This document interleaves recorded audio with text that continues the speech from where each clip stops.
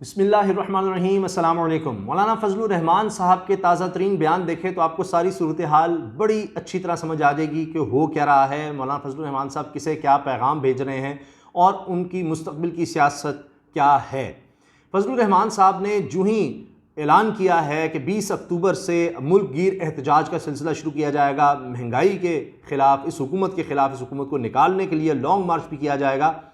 तो उसी वक्त वो एक और बात भी कहते हैं, बड़ी गौर तलब बात है। वो कहते हैं कि जी, चूँकि वो पीडीएम के सरबराह हैं और उन्होंने ये बात करनी थी, वो कहते हैं जी 20 अक्टूबर से महंगाई के खिलाफ मुल्क गिर एहतजाज का सिलसिला शुरू किया जाएगा और हो सकता है, ये सुनिए, फजलुर रहमान साहब कह रहे हैं, हो सकता है कि हालात इस कदर गर्म हो जाएं कि हम जो मकसद हासिल करना चाहते हैं वो कारवान के बगैर हासिल हो जाए, यानी हमें कुछ करना ही ना पड़े, वैसे ही हो जाए। तो ये बिल्कुल वो बात है कि जिस तरह नवाज़ शरीफ साहब निकले थे वकला तहरीक में और उन्होंने कहा था कि वो, मेरा ख्याल अभी गुजरांवाला भी नहीं पहुंचे थे, अब उसके करीब थे, गुजरांवाला में थे, तो कहा था जी हवा चल पड़ी है वो इफ्तिखार चौधरी को दोबारा लगवाने के लिए। तो नवाज़ शरीफ साहब भी कहने लग गए थे कि हवा चल पड़ी है, सारा कुछ हो गया। तो तब कहा जाता है जी वो कोई आ गया था फ़ोन शोन गालिबन उस वक्त जनरल कियानी साहब का कि जी करवा देते हैं काम, ये है वो है, आप बस छोड़ दें, ना आए, ना यलगार करें इस्लामाबाद की तरफ। तो वो फिर सारे मामला तय हो गए। तो उसी तरह की ये स्टेटमेंट फजलुर रहमान साहब की है।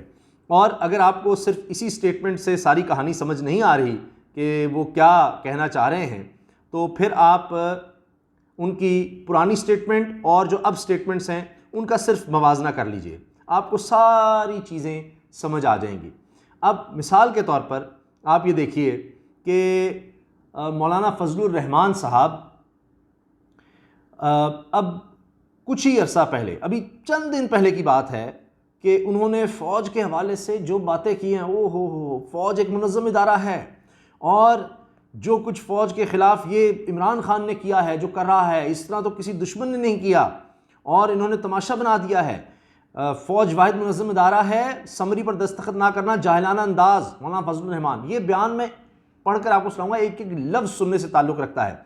मगर आप ये देखिए कि जिस तरह इन्होंने अब एहतजाज का ऐलान किया है, तो आप उस धरने को भी याद रखिए कि जो फजलुर रहमान साहब ने धरना दिया था, तो तब क्या हुआ था कि तब धरना दिए रखा और उसके बाद पहले कहते रहे जी गुनाह कबीरा होगा यहाँ से निकलना और ये और वो, लेकिन फिर निकले भी और कहते जी हम सारे मुल्क तक एहतजाज फैला रहे हैं। और तब ये कहते रहे, तकरीरों में कहते रहे कि जी फ़ौज पीछे से हट जाए, फ़ौज इसको गिराओ, फ़ौज इसको निकालो।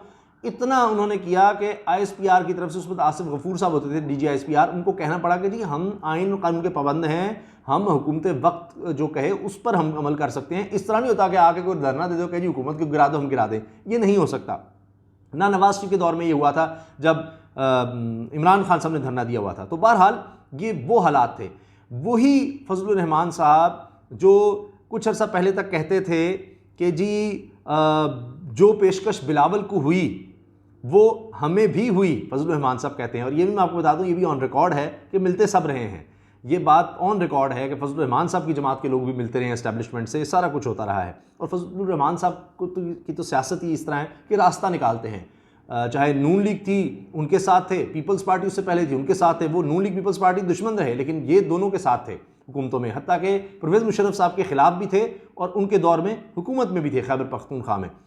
तो अब आप देखिए कि ये कहते रहे इदारों को खुद को सियासत से दूर रखना चाहिए। ये बात करते हैं कि जी फ़ौज बीच में ना आए और जो उसका आइन और कानून के मुताबिक काम है वो करे। फ़ौज पर बड़ी तनकीद करते रहे ये धरने के दौर में और उसके बाद भी और सारा कुछ।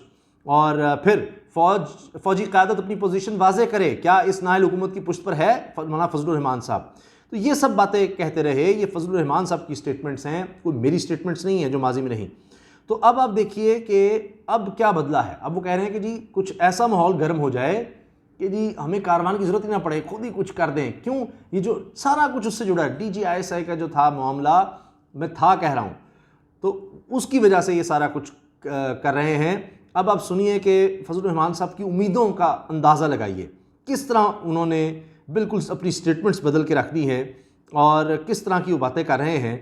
अब मैं आपको उनके जुमले पढ़कर सुना रहा हूँ, ये मेरी तरफ से नहीं है, ये पूरी खबर सुनने से समझने से ताल्लुक़ रखती है कि अब वो क्या पैगाम दे रहे हैं कि जी अब हम आपके साथ हैं, हम तो आप पर जान निछावर करते हैं, बस ये हमारा काम, हमें कारवान निकालने की ज़रूरत ना पड़े, उससे पहले ही माहौल गर्म कर दें, कुछ ऐसा कर दें कि हमने तो आपके साथ हो गए हैं, पुरानी बातें भूल जाएं जो हम कहते रहे कि ये ना करो वो ना करो, फ़ौज बड़ा गलत कर रही है, ये अपनी हदूद में रहे, अपनी हदूद में रहे, आइन के मुताबिक चले, आइन के मुताबिक चले। अब उसी फ़ौज के हवाले से आप सुनिए कि मौलाना साहब की कितनी मोहब्बत और प्यार। पाकिस्तान डेमोक्रेटिक मूवमेंट और जमीयत उलमा इस्लाम के सरबराह मौलाना फजलुर रहमान ने कहा है कि हमारे यहाँ फ़ौज एक वाहिद मुनज़्ज़म इदारा है जो अवाम की एक आखिरी उम्मीद हुआ करती है। Lieutenant general chief of army staff के मातहत है, इसकी खिदमात का तयन इसका बॉस ही करता है। मौलाना फजलुर रहमान ने बुध को इस्लामाबाद में मीडिया से बातचीत करते हुए कहा, सूरत हाल लम्हा ब लम्हा तब्दील हो रही है, लेकिन हमें फ़िक्र इस बात की है कि पाकिस्तान को कोई नुकसान ना पहुँचे। बदकिस्मती से इस वक्त जो मुल्क का हुक्मरान कहलाया जाता है, जो हमारी नज़र में नहीं है, जहां इसने पूरे मुल्क को बर्बाद किया है, इसी तरह हमारे मुल्क के मुनज़्ज़म इदारे को जो नुकसान चंद दिनों में इसने पहुंचाया है, शायद हमारा दुश्मन पाकिस्तान के इस इदारे को इतना नुकसान ना पहुंचा सके। मोहब्बत देखें अब फौज से। इन्होंने कहा है कि हर इदारे को यह बात तस्लीम कर लेनी चाहिए कि यह हुक्मरान पाकिस्तान को डुबोने के लिए आया है, पाकिस्तान को तरक्की देने नहीं आया। DGISI की तैनाती से मुतालिक सवाल का जवाब देते हुए उन्होंने कहा कि मसला DGISI का नहीं, एक लेफ्टिनेंट जनरल का बतौर DGISI है। लेफ्टिनेंट जनरल बराह रास्त चीफ ऑफ आर्मी स्टाफ के मातहत है, इसकी खिदमात का तयन इसके अपने बॉस ने करना होता है। यानी आर्मी चीफ से अब देखिए किस तरह की बात। आर्मी चीफ वही जिनके खिलाफ तकरीरें होती थी और नवाज शरीफ बोल रहे होते थे और मौलाना साहब सारे लाते थे, हाँ बिल्कुल ज़बरदस्त, ये वो उनके खिलाफ तकरीरें कराते थे, खुद भी बोलते थे फौज के खिलाफ। उनसे मोहब्बत देखिए कि आर्मी चीफ का इख्तियार है, खबरदार। फिर कहते हैं यहाँ पर चूंकि ISI के हवाले से कोई एक्ट मौजूद नहीं है, एक एग्जीक्यूटिव ऑर्डर का जो इख्तियार है वो हुस्न की हद तक है। ये इख्तियार इस हद तक नहीं है कि इस पर कोई डट जाए और कहे कि मैं दस्तखत नहीं करता, मैं नोटिफिकेशन जारी नहीं करता। जिस तरह सदारती तर्ज हुकूमत में फैसले पार्लियामेंट करती है, चीफ एग्जीक्यूटिव वज़ीर आज़म होता है, यानी वज़ीर आज़म वहाँ पर उसके पास इख्तियार होता है, लेकिन सदर जो है वो बस यानी एक वही हुस्न की बात वो कह रहे हैं कि उसके बस साइन चाहिए होते हैं। जिस तरह सदारती तर्ज हुकूमत में फैसले पार्लियामेंट करती है, चीफ एग्जीक्यूटिव वज़ीर आज़म होता है, लेकिन हुस्न के लिए फ़ाइल ईवान सदर में भी भेजी जाती है। और इसमें सदर के ये मेरे ख्याल सदारती तर्ज नहीं, ये पार्लियामानी तर्ज की हुकूमत की बात कर रहे थे कि वहाँ पर आप देखें ना, सदर के पास फाइल जाती है, वज़ीर आज़म चीफ एग्जीक्यूटिव होता है, सदर के पास होता है, सदर ने दस्तखत करने होते हैं और इस पर दस्तखत भी हो जाते हैं। ये चीज़ें मारूफ होती हैं, सदर ने करने ही होते हैं। इन्होंने वज़ीर आज़म इमरान खान से मुतालिक कहा कि वो जिस तरह जाहिलाना अंदाज के साथ और बहुत से मामलात पर वो अड़ जाते हैं, ये अंदाज़ बिल्कुल अनपढ़ लोगों का है, इसमें कोई माकूलियत नहीं है। लेफ्टिनेंट जनरल बहरहाल आर्मी चीफ के मातहत है, इसकी खिदमात का तयन इन्हीं ने करना होता है। इस हवाले से फौज के दायराकार में इस हद तक वज़ीर आज़म का चले जाना कि मुल्की निज़ाम ही जैम हो जाए, ठीक नहीं।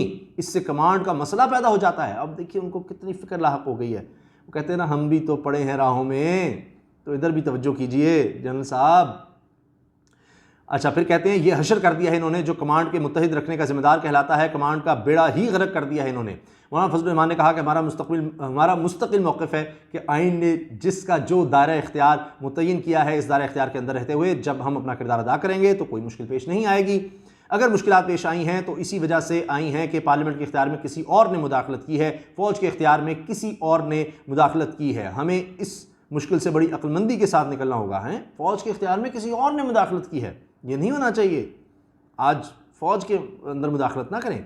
जिस किस्म के लोग कौम पर मुसल्लत हैं, अक्लमंदी का तकाजा ये है कि इनसे कौम की जान छुड़ाने की ज़रूरत है।